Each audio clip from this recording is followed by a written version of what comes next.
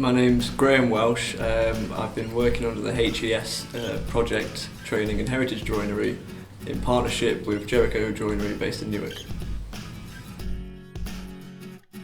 I originally applied for the project because I've worked a lot of different jobs in my life, predominantly in catering and hospitality, but I've done other various things and I've enjoyed everything I've done, but I never felt too sort of fulfilled, or it's never really appealed to me that much. So I saw this advertised. I've always had a massive interest in history, and I've always wanted to learn a trade, and doing heritage joinery, for me, that's just like the ultimate sort of thing to do.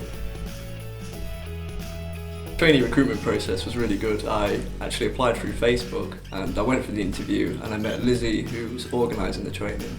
I met Mark Jones, who's the boss of Jericho Joinery, and I met Steve Key, who was going to be my mentor. Now, at the time I didn't know this, but I spoke to Steve, we got on really well, and yeah, just a really passionate human being, and he really sort of made me feel at ease to get into the job. During the placement I've learned quite a lot. It's been a very long year and a very short year because so much has happened, and looking back on it, it's sort of flown by, but at the time it's been quite a long year getting my head around everything. So it's not just using tools that I've sort of had to be familiar with, also the terminologies that we use, and a lot of the sort of more old-fashioned terminology that sort of went over my head for quite a bit. It still does now to a degree. But not even just that, just sort of the etiquette of working, because before being in hospitality, you'd have very different hours to what I've been working now.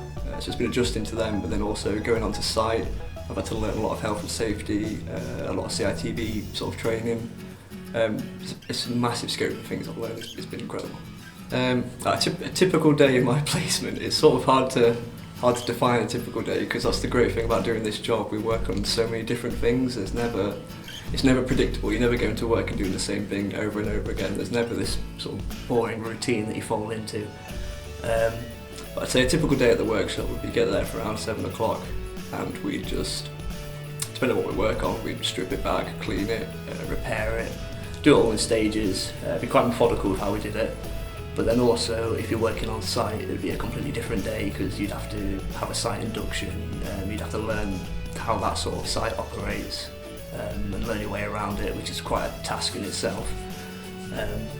So it's hard to define what my day involves, because it's so different all the time. So aside from just doing heritage joinery, as part of the bursary, we've been doing a lot of training days at the Heritage Skills Centre in Lincoln. So some of the training I've done has been stone carving, which has been really good fun, wood carving, lime plastering, tours of the cathedral, just conservation courses, or learning about the conservation practices and how they're put into place. Some of those things where I really think about it, I've learned a hell of a lot. It's almost too much to keep track of. in a good way though, it's all been good. The things that have worked well for me with the bursary, sort of hard to generalise, because it's all been quite a good experience, but it's been very testing and very hard, because I've had to travel a lot for the job, and I've had to sort of go to places I wouldn't normally typically go to. But for me, that's what's been really good, because it's taken me out of my comfort zone and sort of shown that if I apply myself a bit more, it's easy. And one of the highlights for me, like the whole training has been quite a highlight, but one of the particular highlights is how in touch you do get with history. For example, when I was working in Nottingham Castle, in the gatehouse, soldiers were stationed there in World War II, and a lot of them have carved into the stone just sort of graffiti of what was going through their minds at the time, and one of them's done a tally of waiting for when he finishes and he gets to go home, and it's just a tally chart of him ticking off his time. One of them was dated May the 4th, 1945, which I thought was interesting, because that's 4 days before Hitler was defeated. It's just seeing that history. It's almost real. When you're there working there, you can almost sort of experience what they were feeling. During the placement, obviously going into this trade sort of from mainly hospitality, one of the biggest things to get my head around was the use of tools, the names of tools. It was almost like learning a new language, trying to sort of pick it up, because we use a lot of modern tools, but predominantly we do try and use hand tools. So we're trying to stay away from power tools, because traditionally people wouldn't have power tools, so if they could make it without them, we can make it without them as well. It's amazing, like if I look back in the space of a year, what I know now previously to what I knew before, and at times it's sort of quite easy to sort of think, maybe I do need to learn more, and you always do, you're never going to stop learning. That's what my mentor tells me a lot of the time.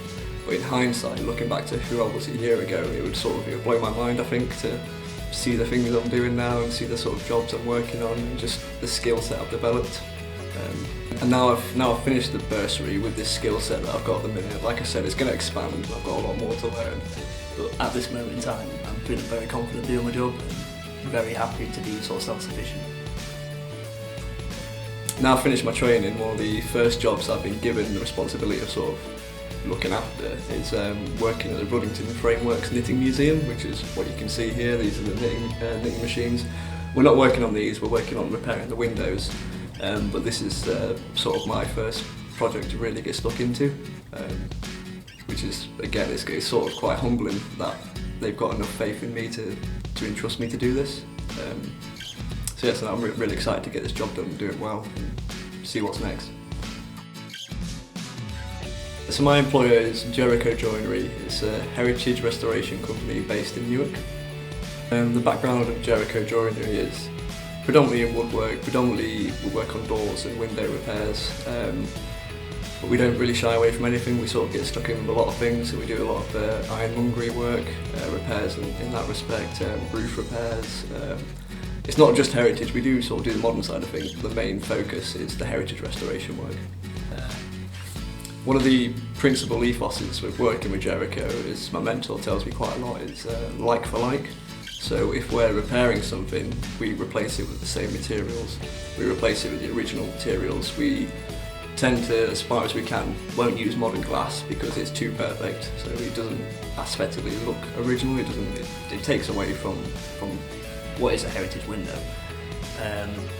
So the main philosophy is, it's not, we want to get the job done fast, but we don't want to rush it. We want to take our time and we want to get it perfect. And the idea is, you'd look at it and you'd still think it was an original window. So obviously, first starting with Jericho Joinery, I was new to the trade. It was sort of quite intimidating coming from the work I'd done to meet everyone on the team, because obviously as I was trainee I didn't really know too much. So my mentor was a gentleman called Steve Key, who was one of the nicest men I've ever met. He's taken me under his wing, he's shown me with ultimate patience how to do the work. I've never felt any pressure from him. All I've felt is reassurance and sort of faith from him to do the job.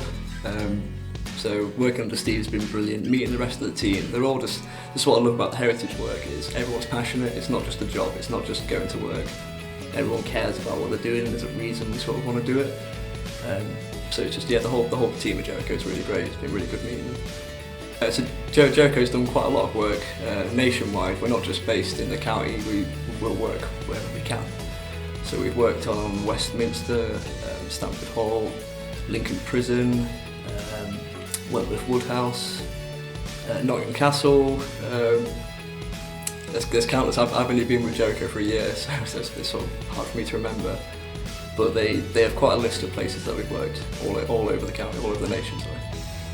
If I was to give any advice to anyone considering a career in heritage joinery, I would just tell you what my mentor told me. They're not expecting us to be experts, that's why we're training. So don't feel under pressure in that respect. All you can do is be on time and show willing, and if you've got that, that's all you need, the rest will just come. I can't recommend enough how much I think people should apply to this scheme. Like I said, it's incredible. It's the first time where I feel like I'm not just doing a job, I'm doing something a bit more important. I can't stop talking about it. Yeah, it's great, it's really given me sort of perk in life, and it's that skill set to learn, which is really worth doing. And also, not just where I've been working with Jericho, but with the Heritage Skills Centre, I've met all the other trainees who are doing different trades, and we've sort of created this little network, and if ever we're not sure about something, we can always ask each other questions. And then Lizzie, who organises our training, is always a phone away, always goes above and beyond. So yeah, it's a brilliant scheme, and I think people should really get involved with it. Yeah, I'd just like to finish by saying thank you to the National Lottery Heritage Fund, who are in partnership with the Historic Environmental Skills, who are working with the Skills for the Future programme. It's been a massive change to my life, and I'm really lucky to be a part of it, and I think everyone should get involved.